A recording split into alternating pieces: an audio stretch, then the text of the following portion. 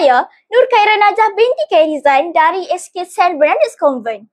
Kod sekolah saya ialah ABB 2091.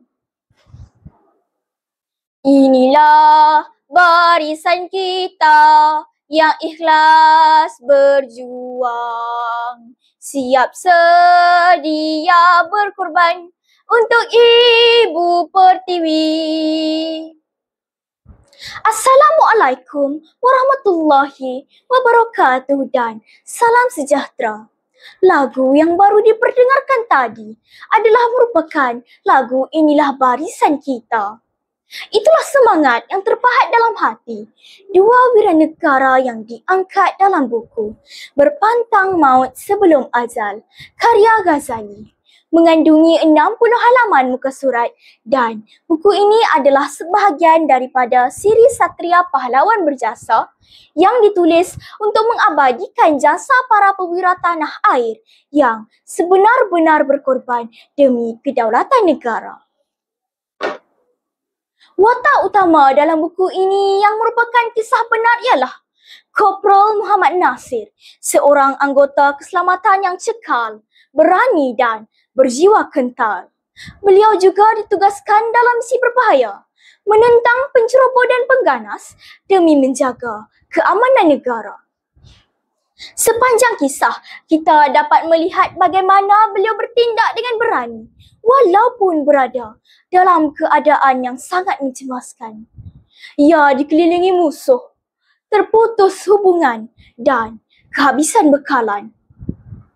Namun, Kopral Muhammad Nasir tetap tenang, berpandukan semangat juang dan cinta kepada tanah air. Beliau bukan sahaja memimpin dengan tindakan, tetapi juga dengan hati. Ketabahannya memberi inspirasi kepada rakan sepasukan dan membuktikan bahawa semangat seorang pejuang tidak mudah goyah. Seiring dengan kisah beliau, kita juga diperkenalkan dengan Sarjan Kanang Anak Langkau, salah seorang pahlawan yang paling disegani dalam sejarah Malaysia. Beliau adalah anggota Regimen Ranger Diraja yang sangat berani. Pernah cedera parah tetapi terus mara ke hadapan. Kata-katanya yang terkenal, "Agi hidup, agi ngelaban. Selagi aku hidup, selagi itu aku berjuang," menjadi lambang keberanian yang luar biasa. Kedua-dua watak ini bukan sekadar nama dalam sejarah. Mereka adalah simbol semangat patriotisme sejati, keberanian yang melampaui batas fizikal, kesetiaan yang tidak berbelah bagi kepada negara. Sebagai pelajar, saya merasa amat terkesan. Saya mula berfikir, jika mereka sanggup menghadapi peluru dan maut, mengapa saya tidak sanggup menghadapi cabaran belajar?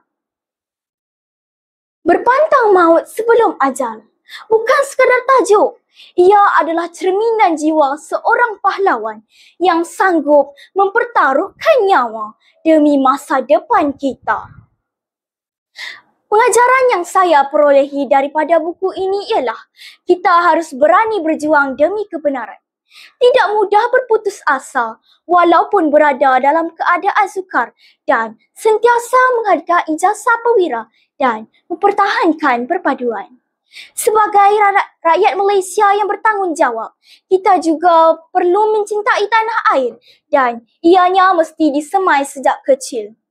Sebagai pembaca, saya merasa amat tersentuh dengan watak dalam buku ini. Saya mula bertanya kepada diri saya sendiri, jika saya ada di tempat beliau, adakah saya cukup kuat, cukup berani? Kisah ini menyedarkan saya bahawa keberanian bukan saja di medan perang, tetapi dalam kehidupan harian kita juga. Berani menyatakan kebenaran, berani menolak kemungkaran, dan berani menjadi orang yang lebih baik. Buku ini juga sangat sesuai dibaca oleh golongan muda kerana ia membuka mata kita. Ia menjadikan sejarah hidup dan watak seperti Kopral Muhammad Nasir menjadi simbol semangat dan kekuatan. Ingat, keamanan yang kita nikmati hari ini bukan datang secara percuma, tapi ia dibayar dengan darah, keringat dan air mata. Jom baca buku ini. Sekian, terima kasih.